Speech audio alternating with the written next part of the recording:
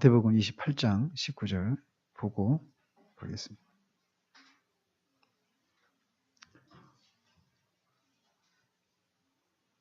(28장) 19절 20절 같이 읽도록 하겠습니다. 같이 읽습니다.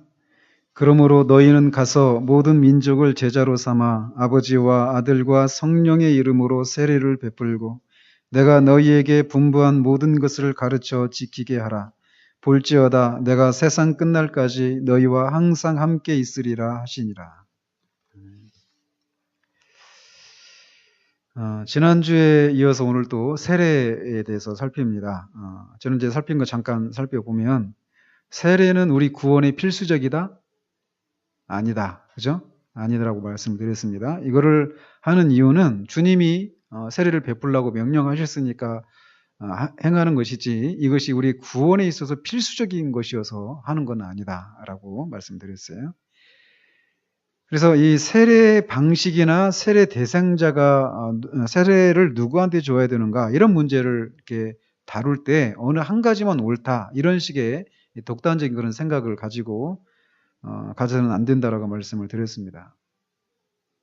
그리고 세례는 1차적으로 연합의 의미가 있고 죄를 씻는다라고 하는 그런 의미 그리고 교회의 일원이 되었다라고 하는 것을 말해준다라고 말씀드렸습니다. 그래서 세례의 목적은 우리가 죄사함과 칭의의 표징이며 인이고 이미 이렇게 되었다라고 하는 것을 이렇게 인쳐주는 것이라고 말씀드렸어요. 그리고 중생하고 그리스도와 연합이 되어져 있고 성령께서 우리 안에 계시다라고 하는 것에 대한 이 표로 인으로 세례를 주는 것이다라고 말씀드렸습니다. 그래서 세례의 양식은 크게 침례와 물을 뿌리는 방식 두 가지가 있는데 이게 어느 한 가지가 옳다 이렇게 우리가 주장해서는 안 된다라고 말씀을 드렸습니다. 오늘은 이제 세례 당사자가 누구여야 되는가? 그러니까 어떤 사람한테 세례를 줘야 되는가? 특별히 이 유아에게, 그러니까 자기 입술로 자기 신앙을 고백할 수 없는 그런 유아들, 영아들이죠. 거의 대부분. 그 영아 아이들한테 세례를 베푸는 것이 맞는가? 아니면 지각이 있는 신자들에게만 자신의 그 신앙을 이렇게 고백할 수 있는 그런 성인들에게만 세례를 베풀어야 하는가? 이런 논쟁입니다. 혹여 이제 이렇게 생각하실 수도 있어요. 아니, 뭐 우리 지금까지 장로 교단이어서 유아 세례를 주고 이렇게 유아 세례 받기도 하고 그냥 이렇게 살아왔는데 뭘 굳이 뭐 이거 가지고 또 논쟁을 하나? 근데 우리가 이걸 이제 알아야 됩니다. 뭐냐면 우리는 우리의 삶을 살아갈 때도 그렇고 우리가 신앙생활 할 때도 그렇고 왜 그렇게 삽니까? 왜 그런 결정을 내립니까? 왜 그렇게 행동을 합니까? 이렇게 말할 때 우리는 왜라고 하는 이 질문에 대한 답을, 근거를 분명히 갖고 뭔가를 해야 돼요. 아시겠죠? 그냥 해왔으니까. 결국 해온 대로 우리가 할지 모르지만 그걸 왜 하는지에 대한 분명한 근거를 성경으로부터 답을 찾고 그렇게 해 나가야 한단 말이에요. 그렇기 때문에 우리는 우리가 믿고 있는 것들에 대해서, 우리가 이미 행하고 있는 것들에 대해서, 또 우리가 앞으로 행해야 될 것들에 대해서 왜 우리가 그것들을 행해야 되는지에 대한 분명한 근거를 가지고 살아가는 그런 사람들이 되어야 됩니다. 그냥 덮어놓고 믿고 덮어놓고 행동하고 이래서는 안 된다라는 것이죠.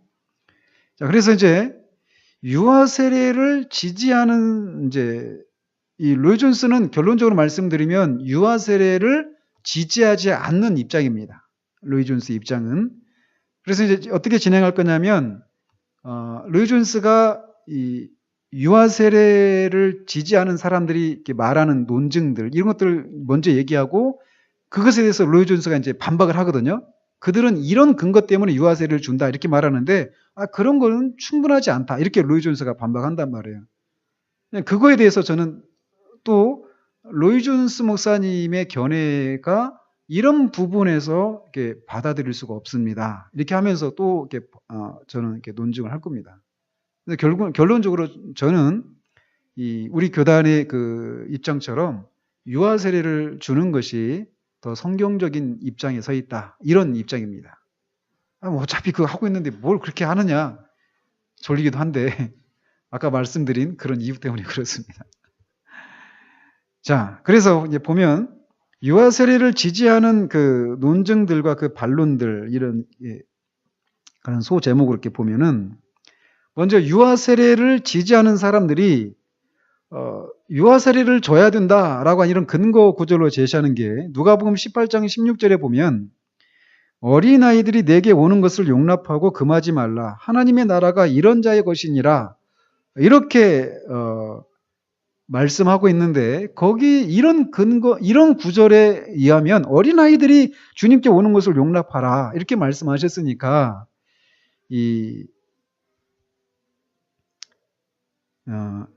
유아 세례를 줘야 된다. 이렇게 말한다라는 것이죠.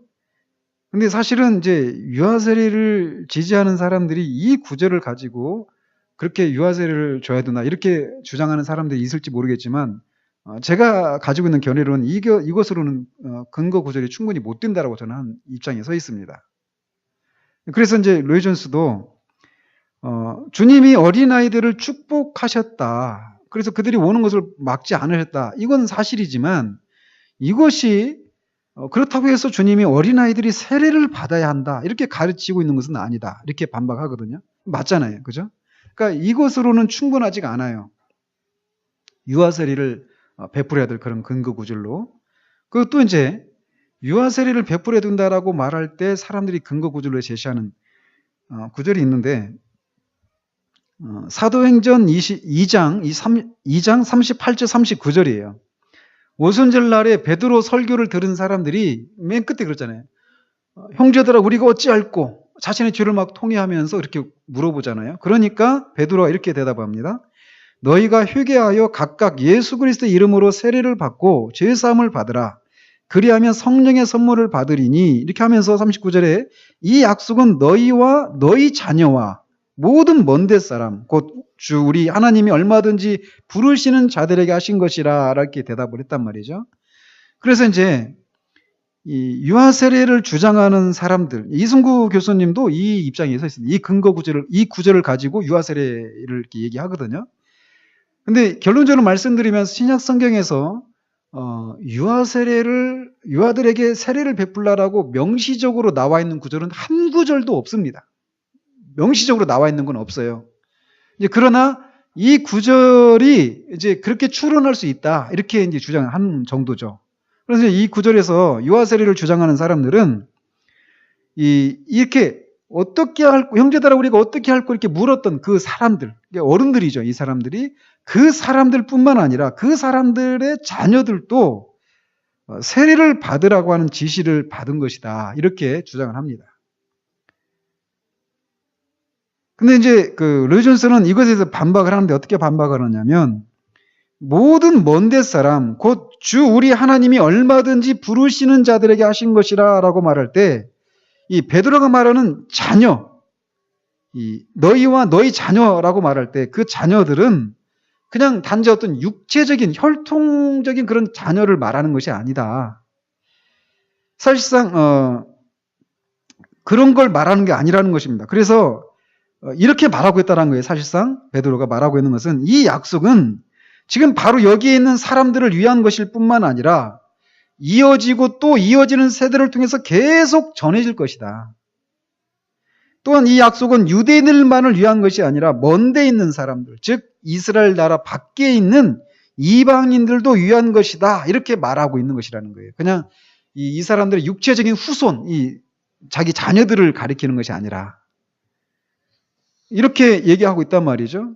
뭐 그럴 수 있다 이렇게 생각을 합니다. 이 구절에 대해서도. 그리고 또 이제 유아 세례를 줘야 된다라고 말하는 사람들이 또 근거 구절로 제시하는 사건이 뭐냐면 이 루디아와 이 빌립보 간수가 세례를 받잖아요. 사도들로부터.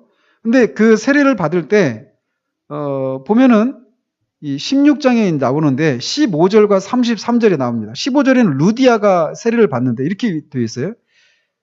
그와 그 집이 다 세례를 받고 이렇게 되어 있습니다. 그리고 이 33절에도 보면은 이 빌립보 간수도 자기와 그 온 가족이 다 세례를 받은 후 이렇게 되어 있어요. 그러니까 여기서 그 집이, 그 온 가족이 세례를 받았다라고 말할 때 거기에 그 집안에 있는 아이들, 아마 그 안에 유아들도 있었다라면 그 유아들도 세례를 받았을 것이다. 이렇게 주장을 한다라는 것이죠. 유아 세례를 줘야 되는 입장에 있는 사람들은 이것에 대해서 이제 로이 존스는 반박을 합니다. 뭐냐면 루디아나 빌립보 간수 그 두 집안에 아이가 있었다라고 하는 말은 기록되어 있지 않다. 분명하게. 온 가족이라고 말할 때 이것이 다 자란 자녀들을 의미할 수도 있지만 또 그렇지 않을 수도 있다라는 것이죠. 그러면서 또 온 가족이라고 말할 때 이게 이 루디아나 빌립보 그 직계 가족들만이 아니라 그 집안에 있는 종들이 있을 수 있잖아요. 이런 사람들을 가리키는 것일 수도 있다. 그러면서 간수의 경우에는 이 온 가족이라고 말할 때 그 가족이 이게 성인이라고 하는 그런 암시가 있다, 나타나 있다 이렇게 주장을 합니다. 왜 그런 얘기를 하느냐면 이 바울과 실라가 이제 그 간수에게 말씀을 전했잖아요. 그러면서 주의 말씀을 그 사람과 즉 빌립보 간수와 그 집에 있는 모든 사람에게 전하더라. 이렇게 말을 했단 말이에요. 그리고 나서 세례를 받았단 말이에요. 그와 그 가족이. 그렇다면 그 말씀을 그게 진리라고 하는 것을 받아들일 수 있는 사람에게만 그 말씀을 전하고 그것을 진리라고 믿었던 사람들이 세례를 받았던 것이 아니겠느냐. 이렇게 로이 존스는 주장을 해요. 그래서 이 본문도 역시 유아 세례를 분명하게 지지하는 근거는 나오지 않습니다. 그죠? 자, 이렇게 하고 이제 제가 뒤에서 한꺼번에 다 이제 말씀을 드리겠어요. 그리고 또 이제 한 구절이 뭐냐면 고린도 전서 16장 15절에 있는 거예요. 거기 보면 고린도전서 1장 16절에 나오는 것입니다. 거기 보면은 바울이 이렇게 말을 해요. 내가 또한 스데바나 집 사람에게 세례를 베풀었고 그 위에는 다른 누구에게 세례를 베풀었는지 알지 못하나 이렇게 말합니다. 그러니까 여기서 스데바나 집 사람에게 할 때 그 집 사람 안에는 유아들도 포함되어 있을 것이다. 이렇게 얘기하면서 유아 세례를 줘야 된다 이렇게 주장한다라는 것이죠.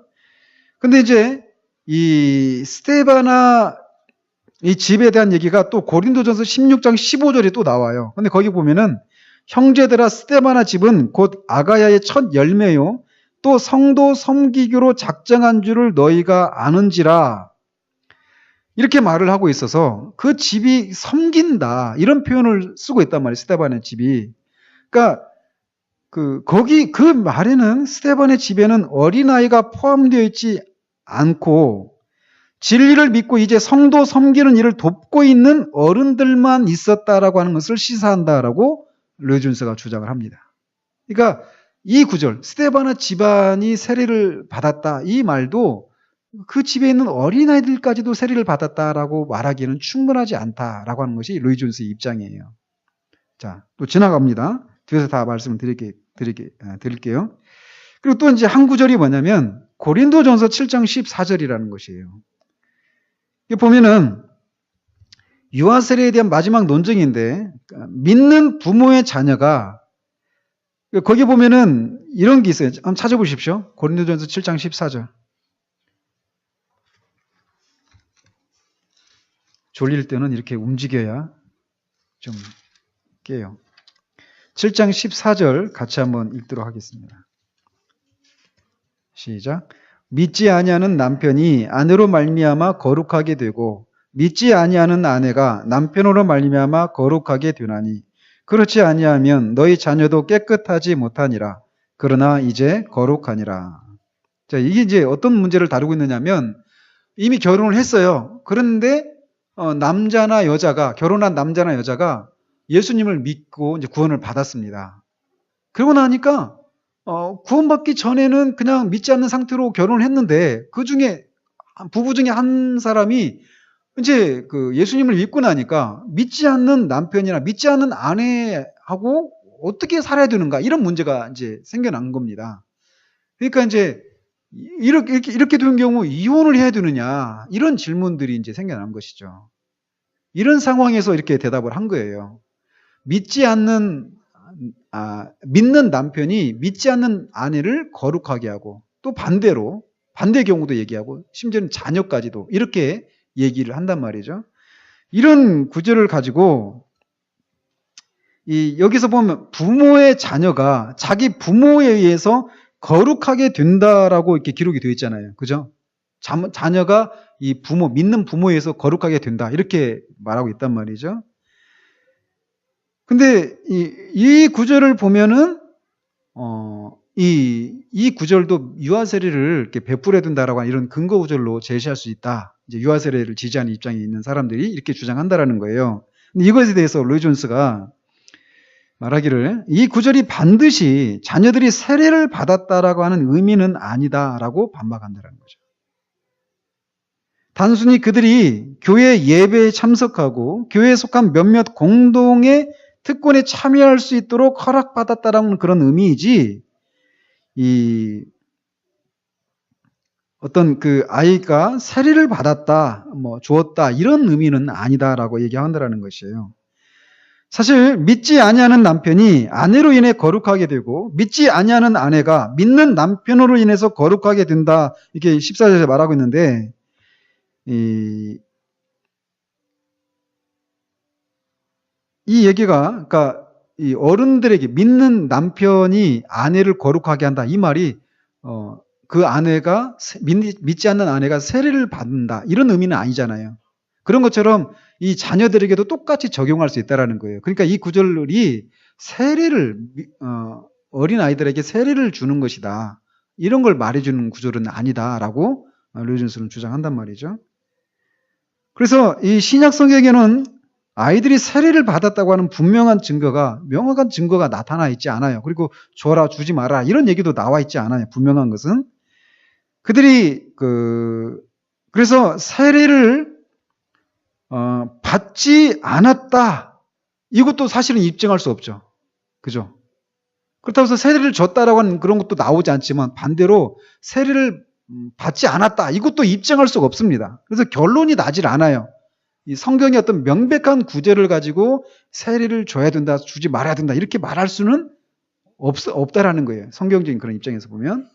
자, 그러면은 이제 분명히 말씀드리지만 성경에 명확하게 세례를 줘야 된다 이런 얘기는 안 나와요. 근데 이제 그러면은 어떤 것에 기초해서 세례를 줘야 된다라고 얘기하느냐면 두 가지를 얘기합니다. 하나는 할례, 하나는 언약, 은혜 언약의 근거에서. 그래서 이제 이 유아 세례를 줘야 될 그 근거를 할례와 연관지어서 이렇게 주장을 합니다. 그래서 신약에 나오는 세례는 구약에 나오는 할례에 상응하는 것이고 유대인은 아들이 태어나면 며칠 만에 할례를 줬죠? 8일 만에. 그죠? 그들은 이스라엘 부모에게서 난 아들은 할례를 주면서 그 할례를 주었다라고 하는 이 의미가 뭐냐면 공적으로 그 아들이 이스라엘 민족에 편입되었고 그렇게 이스라엘 민족으로 들어왔다라고 하는 표징으로 할례를 주었다라는 것이에요. 그렇기 때문에 기독교 시대, 신약 시대에도 어린 아이들에게 신약 성경에서 할례에 상응하는 것을 그게 뭐죠? 세례를 시행해야 한다라고 이게 주장을 한단 말이에요. 유아 세례를 지지하고 있는 입장에서. 근데 이것에 대해서 이제 로이 존스 또 반박을 합니다. 어떻게 하느냐면 어느 정도 그 설득력이 있다.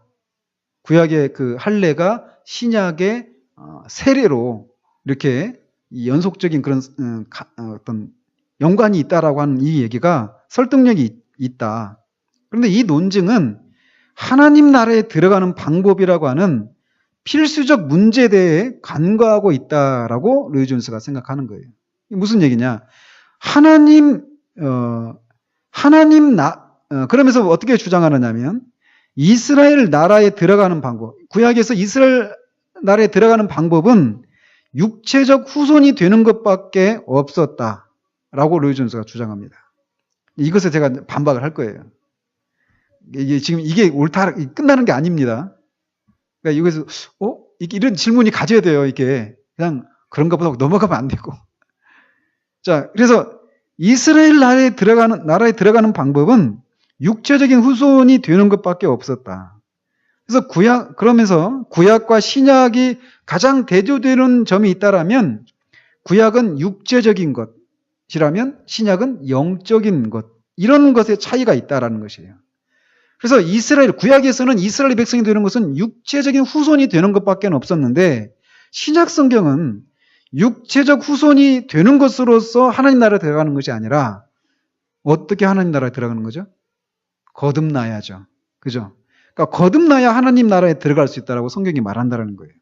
그러니까 하나님 나라에 들어가려면 반드시 성령으로 나야 한다라는 거예요. 그러니까 옛날에 이스라엘 백성으로 들어오는 표징으로 줬던 이 할례가 신약에서 이 세례로 대체할 수는 없다라는 거예요. 로이 존스 입장에서는. 왜? 이 구약에서는 할례 받는 것은 육체적인 그런 후손에게 주는 것이었고 이 할례를 통해서 이스라엘 백성으로 편입되는 것으로 들어오는 것으로 이렇게 그런 의미가 있었는데 하나님 나라에 들어가는 것은 그 육체의 후손이 되어지는 것으로 들어가는 것이 아니라 거듭나서 들어가는 것이기 때문에 이 할례와 세례를 같은 어떤 연장선상에서 연속성이 있는 것으로 생각할 수 없다. 이게 루이 존스 입장이에요. 그런데 이제 반론입니다. 뭐냐면 이스라엘 백성이 되는 것은 반드시 육체적인 혈통에 따라서만 이스라엘 백성이 되었던 것이 아니에요. 구약에서도. 그죠? 그래서 이스라엘 민족이 출발하는 그때가 언제입니까? 언제 이스라엘 민족이 공식적으로 출발하죠? 출애굽 때죠. 그러니까 출애굽을 해서 이들이 시내산에 와서 거기서 율법을 받죠. 율법을 받는 것은 이 이스라엘 민족의 국가로서 이제 성립을 하는 거잖아요. 일종의 헌법을 받는 거잖아요. 그죠? 그러니까 제헌절인 거죠. 제헌절. 우리나라 제헌절이 휴일이 아니죠. 제헌절이 어떤 의미가 있는지를 지금 많이 이렇게 희석되어져서 그러는데 어쨌든 이스라엘 민족의 출발이라고 할 수 있는 그 처음 시점이 출애굽의 과정이란 말이에요. 출애굽이란 말이에요. 근데 그 출애굽 10가지 재앙을 통해서 그 애굽 사람들이 섬겼던 신들을 하나님께서 다 심판하시죠. 그죠? 10가지 재앙이 다 그런 겁니다. 그 이스라엘 사람들이 애굽 사람들이 섬겼던 신들을 하나님께서 심판하시는 거예요. 그 10가지 재앙이. 결국 그게 참신이 아니라는 거죠. 하나님만이 참신이시다라고 하는 것을 드러내신 거예요. 그 맨 마지막에 이스라엘의 최고신인 태양신이 흑암 가운데 있으면서 그들이 섬겼던 애굽에 섬겼던 최고신이 태양신이거든요. 근데 9번째 재앙이 흑암이었잖아요. 그죠? 그거를 이제 하나님께서 치시는 거죠. 그것마저도 하나님의 통제 아래 있다라는 것이죠. 아무튼 그것을 통해서 애굽 사람들이 깨닫게 된 게 뭐냐면 이스라엘 사람들 그렇고 애굽 사람들도 깨닫게 된 게 뭐냐면 하나님만이 참 신이시다. 이것을 깨닫게 된 거예요. 그 과정을 통해서. 그러면서 그 과정을 지켜봤던 이스라엘 사람들뿐만 아니라 거기에 보면은 중단 잡족들 이렇게 표현되어 있는 그러니까 이방 족속들이 이스라엘 백성들과 함께 출애굽을 한 거예요. 그래서 그들이 시내산에 가서 그 언약을 통해서 이 율법을 받고 그 시내산 언약을 통해서 나는 너희의 하나님이 되고 너희는 나의 백성이 되리라고 하는 이 하나님과 그는 하나님 백성됨의 언약을 체결하거든요. 그래서 그들이 이스라엘 민족으로 들어오는데 이스라엘 사람들만 들어간 것이 아니었다라는 거예요. 아시겠죠? 그래서 그들이 이스라엘 공동체, 이방인들이 이스라엘 공동체에 들어올 수 있었어요. 근데 어떻게 들어왔느냐면 언약을 통해서 들어왔단 말이에요. 이 언약을 내가 충실히 수행하겠습니다. 이렇게 하면서 언약을 체결하고 이스라엘 백성이 되었다라는 거예요. 그러니까 구약에서는 육체적인 어떤 혈통만 이스라엘 백성이 되었다. 이게 이제 로이 존스의 그 입장인데 그게 아니라는 것이죠. 자, 그러면서 영적인 중생에 의해서 하나님 나라에 들어가는 것은 맞습니다. 그죠? 그렇지만 아까 말했잖아요. 그러니까 그러니까 신약의 세례와 구약의 신약과 구약의 차이는 육체적인 것과 영적인 것의 차이다 이렇게 말을 했잖아요. 그러면서 구약의 할례는 그러니까 육체적인 거죠. 그러면 신약의 세례는 영적인 것이다 이렇게 말하죠. 그래서 하나님 나라에 들어가는 것은 세례가 이 중생에 의해서 들어간다 이렇게 얘기하면서 그 할례와 세례를 이렇게 연관시켜서는 안 된다라고 주장을 했잖아요, 로이존스가. 근데 만약 그렇게 얘기한다라면 이 세례를 베푸는 것이 이 세례가 영적인 중생을 불러일으키는 것은 아니잖아요. 그죠? 만약에 아까 로이존스가 그런 입장이라면 논리적으로 보면 어때요? 할례는 육체적인 거고 세례는 영적인 것이다. 이렇게 생각할 수 있잖아요. 그렇지 않아요? 그죠? 근데 그런 건 아니잖아요. 세례가 어떤 영적인 중생을 불러일으키는 건 아니잖아요. 지금 이게 제가 반론하는 거예요. 그러니까 로이존스의 견해가 이런 면에서는 우리가 받아들일 수 없다라는 것이죠. 그리고 또, 즉, 성인 세례를 베푸는 것이 그가 반드시 중생을 했다는 증거로는 충분하지 않다라는 거예요. 그죠? 신앙 고백에 따라서 들어오는 거죠. 그죠? 자기가 내가 이런 신앙 고백하는 거, 그것을 내가 믿는, 이 고백합니다. 이렇게 하면서 그것에 대해서 이제 세례를 베푸는 거잖아요. 그리고 아까 이제, 아까 유아 세례를 지지하는 사람들이 스데반의 집안, 또 루디아 온 식구, 또 빌립보 간수의 그 집 식구들, 이런 사람들이 같이 세례를 받았을 것이다. 그 집에 있는 아이들까지도 이렇게 주장하는데 로이존스는 아이들이 받았다라고 명시적으로 나와 있지 않다 이렇게 얘기하잖아요. 그런데 충분히 그 집에 있는 아이들까지도 받았을 것이라고 추론할 수 있는 게 뭐냐면 아까 말씀드린 것처럼 할례와 세례가 어때요? 이 연관성이 있습니까? 없습니까? 아까 로이존스 입장에서는 연관성이 이제 좀 희박하다라고 얘기했지만 아까 말씀드린 것처럼 그런 건 아니란 말이에요. 그래서 이 아브라함이 할례를 처음 실행했던 게 아브라함이잖아요. 아브라함이 할례를 행할 때 그때 이렇게 보면은 그 당시에도 이 아브라함의 가장이잖아, 아브라함이. 근데 아브라함에게 속한 모든 남자들이 다 할례를 받았습니다. 그때. 그러니까 아브라함의 집안 사람들이 다 할례를 받은 거예요. 그때는 99세였으니까 이삭을 낳을 때가 아니었죠. 이삭을 낳을 때는 아니었고 이스마엘이 14살인가 그랬고요. 그런데 이방인들 중에 사온 종들도 있거든요. 그리고 그들 중에는 또 결혼한 사람이 있을 수도 있는 거죠.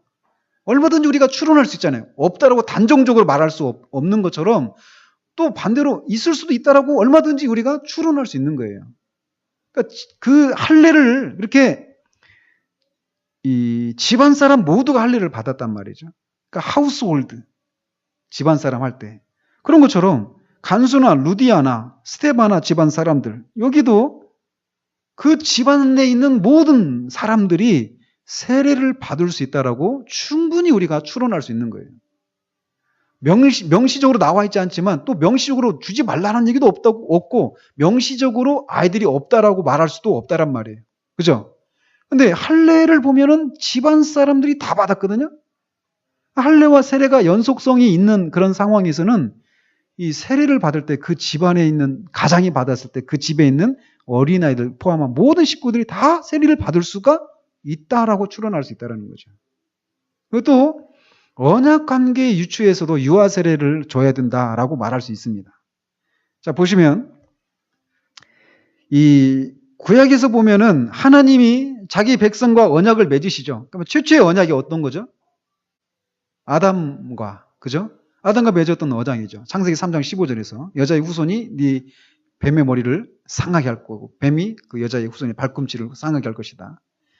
이게 뭔지 구체적으로 나와 있지 않잖아요.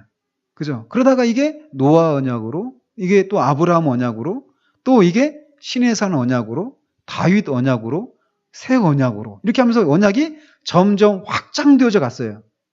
좀 더 구체적으로 되어져 가고. 그랬죠? 언약이.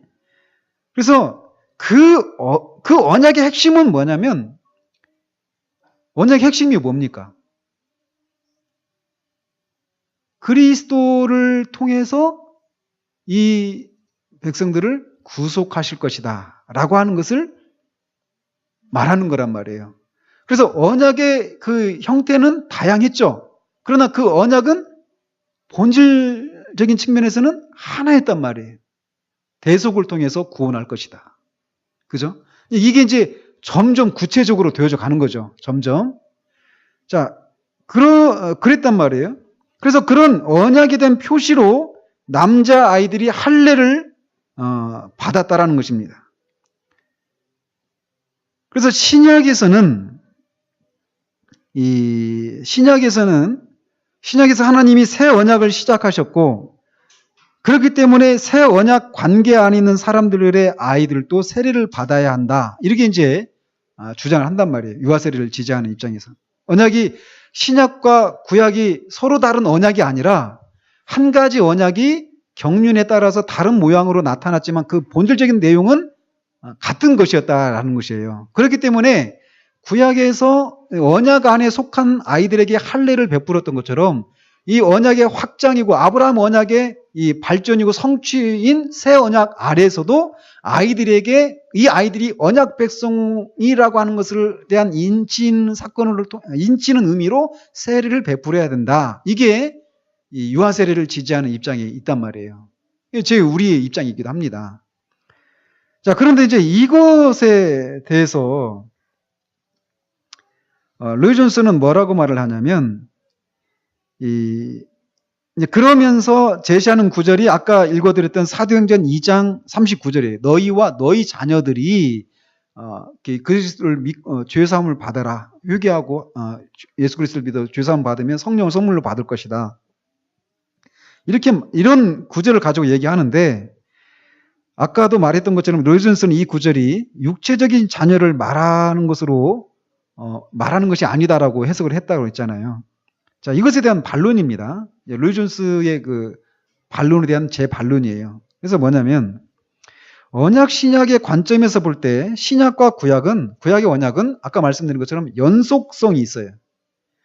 새 언약은 아브라함의 언약의 성취고 발전이란 말이죠. 그래서 구약과 신약의 언약이 별개가 아니라는 거예요.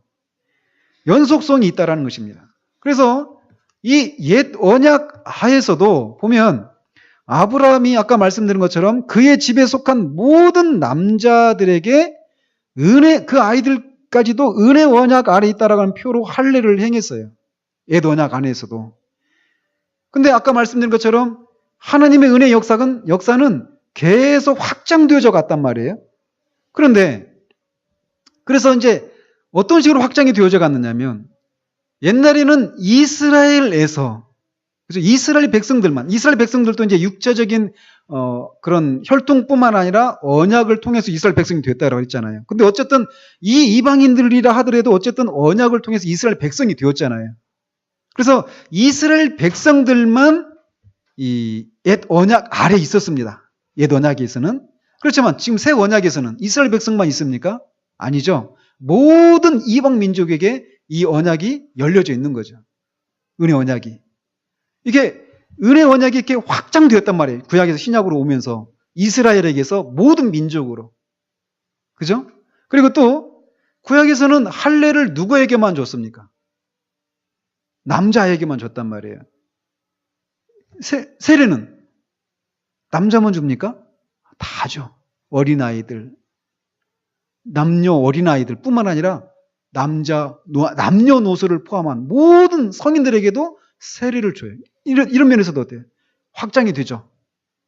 그리고 또 옛날에는 난지 8일 만에 이 세례를 줬어요. 지금은 난지 8일 만에만 줍니까? 아니죠. 애니타임이죠. 언제라도. 그죠? 언제라도 세례를 줄 수 있단 말이에요.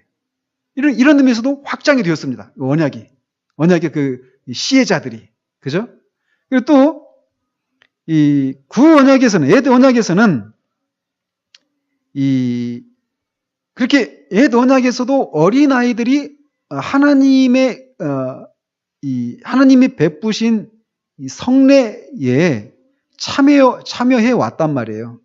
근데 이 신약으로 오면서 이 언약의 질이나 이런 범위들이 이게 확대가 되었는데 신약에 와서 어린아이들을 빼뜨린다. 이거는 옳지 않다라는 것이죠. 논리적으로 그렇지 않아요. 그죠? 그래서 여자도 세례를 받는데 어린아이가 빠진다는 것은 옳지 않다라는 것이죠. 그리고 이 성인 세례를 주장하는 사람들은 이제 주장하는 게 뭐냐면 이 지각이 있어서 신앙 고백을 할 수 있는 성인들에게 줘야 된다. 이런 입장이거든요.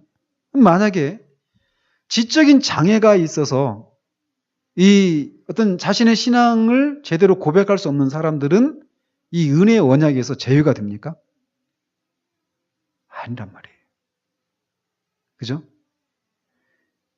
이런 면에서 이 은혜의 언약이라고 하는 것은 이렇게 계속 확장되어져 왔다라는 거예요. 그렇기 때문에 옛 언약 안에서도 아이들이 남자 아이들에게만 해당되었지만 그 아이들에게도 그 성례에 참여할 수 있는 그런 이 자격이 주어졌다면 확장된 이 새 언약 아래에서는 이 어린아이들을 또 빼서는 안 된다라는 것이죠.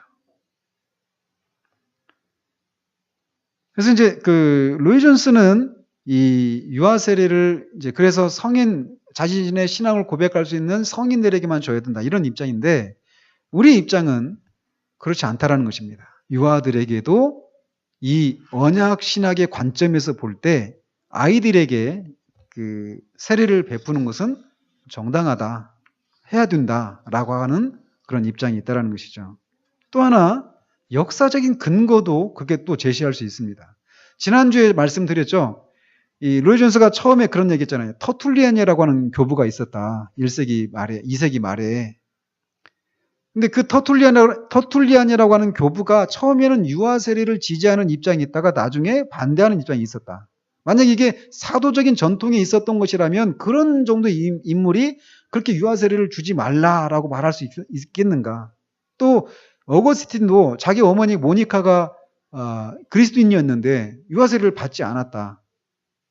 그다음에 이런 것을 볼 때 이것이 이런 논쟁이 조금 위험한 소지가 있긴 하지만 그런 걸 생각할 때 유아 세례가 꼭 사도적인 전통이 있었던 것은 아니다. 이렇게 얘기하면서 어떤 역사적인 근거를 제시했잖아요. 이것에 대한 반론입니다. 어떤 거냐면 이제 성인 세례를 주장하는 사람들이 얘기하는 건 이제 유아 세례라고 하는 것을 사람들에게 이렇게 베풀라고 했던 것은 특별히 6세기 때 유스티니아누스라고 하는 황제가 있었는데 그 사람이 온 로마 그때는 이제 4세기 때 테오도시우스 그 황제 때 완전히 국교로 이제 정해졌잖아요. 그 314년 그 콘스탄티노플 대제 때 공인되고 테오도시우스 그 황제 때 이 국가 종교로 완전히 이제 그 국교화되고 됐단 말이에요, 그때. 그리고 한 번 어떤 그런 줄리안이라고 하는 그런 배교자가 있었는데 다시 이제 완전히 이제 국교로 됐죠. 6세기 때는 이 유스티니아누스 그 황제가 강제적으로 아이들한테 유아 세례를 주도록 이렇게 의무적으로 그렇게 하도록 했다라고 얘기를 합니다. 그래서 그때부터 유아 세례라고 하는 것이 이제 교회 전통으로 자리를 잡았다. 그러니까 유아 세례가 사도의 전통을 갖고 있는 것은 아니다. 이렇게 주장을 하면서 얘기한단 말이에요. 이것에 대한 반박입니다. 뭐냐? 거꾸로 한번 내려오면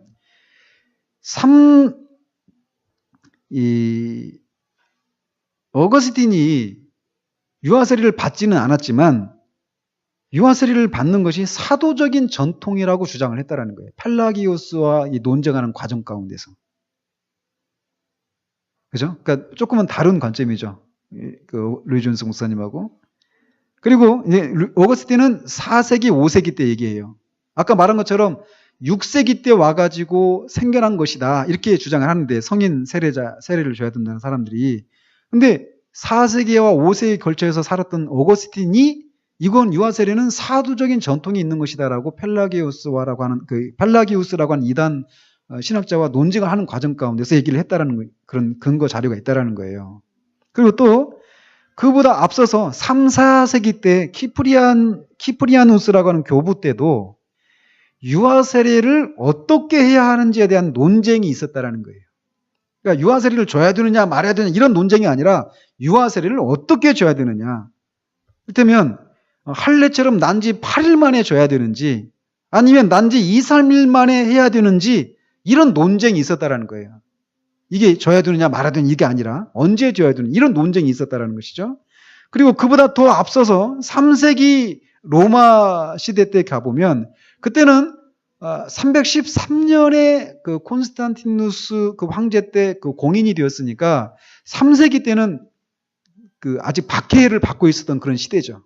그죠? 그런 시대 때인데 이 로마의 지역에 있는 그런 죽은 아이들의 묘비를 보면은 3세기 때 그 살다가 죽었던 그 아이들의 그 묘비를 보면은 그렇게 이런 식으로 막 써 있는 묘비들이 발견된다라는 거예요. 그러면 뭐 태어난 지 6개월 살고 죽은 내 딸 또는 뭐 태어난 지 1년 되고 죽은 내 아들 이런 식으로 하면서 그 아이가 언제 신자가 되었다라고 하는 표현이나 이런 것들이 묘비에 써 있다라는 거예요. 그러니까 이제 태어나서 6개월, 1년 이렇게밖에 안 살다가 그렇게밖에 못 살다가 죽었는데 왜 이렇게 꼬이죠 말이. 그 아이들의 묘비에 보면은 그런 표현이 있다라는 거예요. 이 아이가 언제 신자가 되었는지.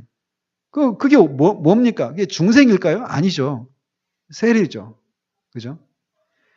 또, 그보다 조금 앞서서 보면은 2, 3세기의 교부들인 이레네우스, 터툴리안, 히폴리투스, 오리겐, 이런 사람들이 이제 동시대 거의 비슷한 시대의 사람들인데, 유아 세례에 대해서 아주 강력한 암시를 하고 있다는 거예요. 그래서 이 거듭난 신자의 범주를 이 children, 영어로 children 하면 어린이죠. 근데 그거보다 더 어린 아이에 해당되는 영어가 뭐냐면 infant예요. infant. 그 우유 보면 앙빵이죠. 앙빵. 앙빵이 프랑스 말이에요. infant에 대한 프랑스 말이 앙빵이거든요. 어린아이 이런 말이에요. 그러니까 영아 이런 의미죠. 더 어린 개념.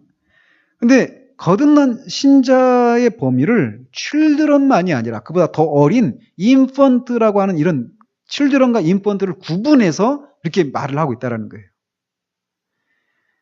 그러니까 이런 표현들을 보면은 유아 세례가 이미 2, 3세기 때도 있었다라고 하는 것을 암시하고 있다는 것이죠. 그래서 그 지난주에도 그 로이 존스가 말한 것처럼 터툴리안이 유아 세례를 반대했다고 그랬잖아요. 근데 왜 반대했느냐면 유아 세례가 너무 관습적이고 뭐 그냥 습관화가 너무 이렇게 아무런 뭐죠? 그냥 습관적으로 그냥 유아 세례를 주고 있는 그런 현실들 때문에 그렇게 반대를 했다라고 얘기를 하는 거예요. 그래서 터툴리안은 당시 유아 세례가 너무 간섭화되어 있는 것을 비판하면서 되도록 늦게 세례를 받도록 했다라는 것이죠. 그리고 자신의 이런 생각이 소수다. 대다수는 이런 생각을 갖고 있지 않다. 이런 뉘앙스를 풍기면서 이런 얘기를 했다라고 이 기록이 남겨져 있다라는 거예요. 그리고 히폴리투스라고 하는 교보도 세례를 받는데 말을 못하는 어린이를 언급하고 있습니다. 세례에 대한 얘기를 하면서. 그렇게 말을 못하는 어린이가 세례를 받는 경우에는 그 어린이를 대신해서 대부, godfather 있죠. 이 대부가 대신 문답을 해준다고 이렇게 말을 하고 있어서 이 당시에도 이미 유아 세례가 관습화되어 있었음을 암시해주고 있습니다. 오리겐도 같은 주장을 합니다. 그리고 1, 2세기 때 이렇게 보면은 순교자 폴리갑이 있죠. 저번에 폴리갑이 생각 안 나죠. 한참 헤맸는데 폴리갑이 죽으면서 이런 얘기를 했어요. 이제 네가 섬겼던 그리스도를 부인하고 황제가 주라고 고백하면 살려주겠다 이런 얘기를 하잖아요. 그러니까 폴리갑이 그런 얘기를 했잖아요. 내가 86년 동안 섬겼던 주님이 나를 한 번도 버린 적이 없는데 내가 86년 동안 섬겨왔던 주님을 버릴 수 있겠는가. 이렇게 얘기하면서 결국 화형을 당하잖아요. 그런데 그 86년 동안 섬겼다라고 말할 때 폴리갑이 언제부터 섬긴 것을 기준으로 해가지고 86년이라고 했을까? 아마 그래서 이것에 대해서 이제 이 86년이라고 하는 이 시간이 아마 그 당시 폴리갑의 나이가 86세였을 것이다 라고 얘기하면서 이거는 그가 유아세례를 받은 그때부터 주님을 섬긴 것이라고 계산을 했다라고 아주 강력한 그런 개연성이 있는 말이다 라고 얘기를 하는 것이죠. 그리고 또 그 당시 1, 2세기 때 저스틴 마터라고 하는 그런 또 교부가 있었는데 유대인과의 대화라고 하는 책 속에서 영적인 할례를 언급합니다. 그러면서 거기에서 이미 할례와 세례의 연속성을 얘기하면서 이 필립 샤프라고 하는 교회사가가 있거든요. 아주 이제 교회사에 있어서 대가인데 필립 샤프가 이 유대인과의 대화라는 책 속에서 저스틴 마터가 할례와 세례 연속성에 대해서 얘기했다고 하는 것을 가지고 볼 때 이 유아세례가 주님의 승천 후에 바로 이렇게 주어졌던 것이다라고 이렇게 말할 수 있다라는 것이죠. 왜 명시적으로 아이들에게 세례를 주라고 하는 명령이 없었을까?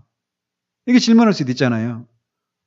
그렇다면 왜냐하면 그것은 그냥 너무나 당연하게 시행되고 있었기 때문에 그랬을 수 있다라는 것이죠. 왜? 세례와 세례가 그런 연속성을 가지고 있다라고 생각하고 있었고, 할례도 어린아이들에게 다 줬기 때문에 신약에 와서도 세례를 어린아이들에게 주는 것이 당연하다라고 이미 알고 이렇게 시행하고 있었기 때문에 이거를 주라고 명시적으로 말하지 않았을 것이다 라고 얘기를 한다라는 것입니다.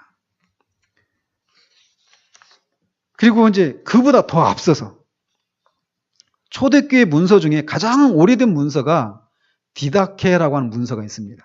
디다케라고 하는 문서가 있는데 이 문서는 뭐 1세기 중엽, 그러니까 50년대, 60년대 이때까지도, 그래서 이 사도들이 살아있었던 시대에 있었던 문서라고까지도 주장을 할 수도 있는 그렇게 오래된 문서입니다. 가장 오래된 문서예요. 초대교회 문서 중에. 근데 그 문서에 보면은 세례를 어떻게 베푸는가에 대해서 나옵니다. 그래서 침례를 주는지 또는 성자와 성령의 이름을 하면서 물을 3번 뿌리든지 이렇게 어떤 세례를 어떻게 줄 것인가에 대해서 이렇게 나오면서 세례를 주는 방식에 대해서 2가지 방법을 아주 유연성 있게 다 얘기를 하고 있어요.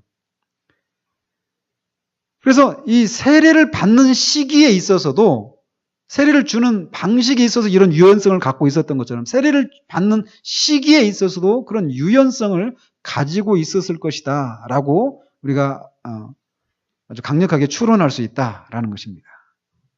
자, 어쨌든 우리는 이런 근거로 인해서 역사적인 근거와 은혜 언약의 그 확장의 그런 개념을 가지고 볼 때 이 유아세례가 은혜 언약의 표로 베푸는 것이 맞다라고 하는 이런 주장을 할 수 있다라는 것입니다. 그래서 이제 우리가 유아세례가 이미 우리가 뭐 여기 있는 분들은 다 이제 자녀들이 유아세례를 받을 시기를 다 지나버렸고 이제 한 분이 곧 유아세례를 줄 때가 오겠죠? 속해 오기를 바랍니다. 근데 이 유아세례가 이처럼 은혜의 언약의 표란 말이에요. 그래서 유아세례를 행할 때 은혜의 언약 교리의 근거에서 유아세례를 베푸는 목사나 또 어린아기를 세례받도록 데려오는 부모나 또 그 유아세례식에 참석해서 증인과 그 아이를 공동으로 교육하겠다라고 하는 그런 공동 교육자로서의 증언을 하는 온 회중이 이 세례를 받는 아이가 은혜의 언약의 자녀라고 하는 믿음을 가지고서 이 거룩한 일에 동참을 해야 한다라는 거예요. 이런 믿음이 없이 유아세례에 참여하는 것은 아무런 의미가 없다라는 것입니다. 이 아이가 이 은혜 언약에 참여한 그런 아이로서 장차 하나님께서 이 아이를 구속해 주실 것이다 라고 하는 그런 믿음. 그렇기 때문에 이 아이를 그 믿음으로 이 아이를 주의 교훈과 훈계로 양육하겠다. 부모가 또 교회가 또 온 회중이 그렇게 하겠다라고 하는 그런 믿음을 가지고 이 유아 세례식에 참여를 해야 한다라는 것이에요.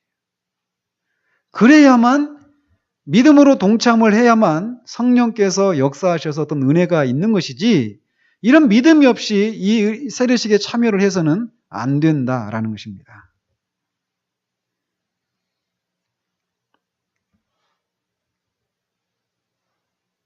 그래서 그런 믿음이 없이 그 세례가 시행되는 것은 그것을 제정하신 분이 하나님이신데 하나님이 제정하신 그 거룩한 예식을 모독하고 훼손하는 것이 될 뿐이다라고 하는 것을 우리가 기억을 하면서 우리가 경건한 마음으로 거기에 동참을 해야 하겠습니다. 그래서 하나님을 모독하는 것이 되지 않도록 하려면 집례자와 그 부모에게 하나님께서 이 아이를 위해서 예수 그리스도의 구속의 피를 성령으로 적용시켜 주셔서 이 아이를 구속하시고 하나님의 언약 백성으로 삼으시고 그리스도 교회의 일원으로 세우신다는 사실에 대한 믿음이 있어야만 합니다. 이런 의미에서 유아 세례야말로 교회의 믿음을 드러내는 믿음의 행위이다라고 말할 수 있는 것이에요. 그래서 우리가 우리 언약의 자녀들을 세례받도록 데려올 때 하나님의 약속을 굳게 믿어야만 합니다. 이 아이를 이 그리스도의 그 구속의 은혜를 성령께서 적용하실 것이다라고 하는 이 믿음을 굳게 가지고 나와야 한다는 것이죠. 그리고 이렇게 하나님께서 성령에 중생시키시는 사역을 이 아이에게도 적용시켜 주셔서 이 아이를 언약 백성을 삼으신다라는 것을 믿고서 베푼 이 유아 세례는 반드시 그 효과가 있어서 그 은혜를 그 아이에게 내려주시는 것입니다. 그래서 마지막으로 하이델베르크 요리문답 제73문답을 보면 유아 세례 시행 근거와 의미를 이렇게 말을 하고 있습니다. 유아들도 세례를 받아야만 합니까? 이에 대한 답으로 그렇습니다. 그들의 부모들만이 아니라 어린 아이들도 하나님의 언약 안에 있고 하나님의 백성입니다.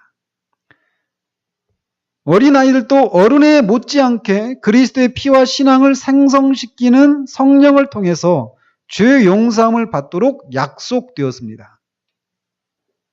유아세를 받는 아이들이 약속되어 있다는 거예요.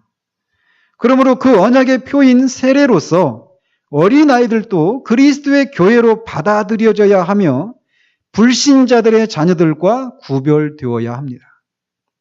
이것이 구약시대에는 할례로서 이루어졌지만 신약에서는 세례로 대처되었습니다. 이게 하이델베르크 요리문답의 유아세례에 대한 질문과 답이에요. 그래서 이런 성경의 가르침에 따라서 또는 언약 신약의 그런 관점에 따라서 아직 신앙을 고백할 수 없는 어린 아기들에게 세례를 베푼 후에는 그 아이들이 성장해서 자신들의 입으로 신앙을 고백할 수 있을 때까지 그 아이들에게 주의 교양과 훈계로 가르칠 책임이 누구에게 있느냐 하면 1차적으로 그 부모에게 있어요. 그리고 교회 공동체에게 있는 거예요. 그러므로 유아 세례를 베푼 후에 제대로 된 기독교 교육이 뒤따르지 않는다라면 그것은 유아 세례를 베푸는 우리가 오히려 유아 세례의 의미를 상실시키게 하는 일이 된다라는 것이에요. 그래서 우리가 유아 세례를 베푸는 우리가 이제 개혁교회 전통이 있는 교회인데 이 개혁교회 일원들로서 우리는 어린 아이들이 자라나서 자신들의 의식을 가지고 신앙을 고백할 때까지 지속적으로 그 아이들을 교육해야 하는 책임을 가지고 있는 거예요. 1차적으로 가정에서 그리고 학교에서 그리고 교회 공동체에서. 제 꿈이 뭔지 아십니까? 기독교 학교를 세우는 거예요. 지금 겨우 이 숫자를 가지고 무슨 학교, 저 말했죠. 신학교, 이런 얘기도 했잖아요. 꿈은 큽니다. 하나님께서 은혜를 주시면 그런 걸 하고 싶어요.